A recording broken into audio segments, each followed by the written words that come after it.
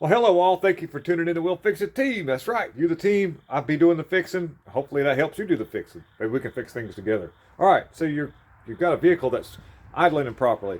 Poor fuel mileage. Drivability is really bad. And you've done a code scan. You see a 171. You'll see a 171 and a 174. And excuse me for the glare.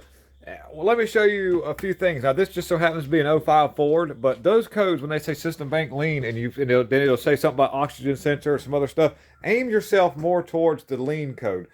Figure out what that lean code means. Either it's fuel pressure or you've got a vacuum leak. Well, on this particular model, which I've lost there was a broken vacuum hose. Let me show you real quick. In my hand, I have it right here. This was a line on this Ford truck that went, the customer did this. Bless her heart. She was just kind of in a pickle, and she said, I put it in there and it made it run better. I don't blame her. She had to do what she had to do. But this line it just goes to an evap purge control canister that's underneath the hood of this Ford truck. This is an '05 model, but just to give you an idea, this cycles the fuel vent, the fuel fumes at a cycled controlled atmosphere to recycle through the engine, so it's not vented in the atmosphere. That's just a little bit about that, but that's a whole other video.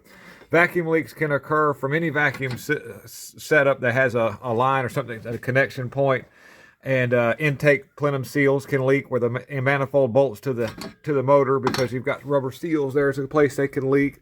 And those codes, by the way, let me flip back around. Those codes themselves actually are pretty standard for other vehicles. Like even if it was a Nissan, that 171, 174 would be shit telling you that both sides, if you have a V motor, are running lean due to an outside entrance of air that's aside from what the mass airflow sensor and or map sensor detects. That's how it comes up with that code.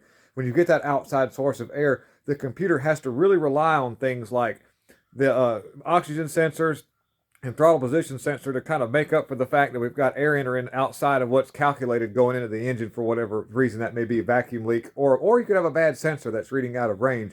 And then, but that would just help you with your 171, 174 code. Neat thing about this truck is I was able to disconnect the old evap line. I just was able to just cut it loose off the original fitting here.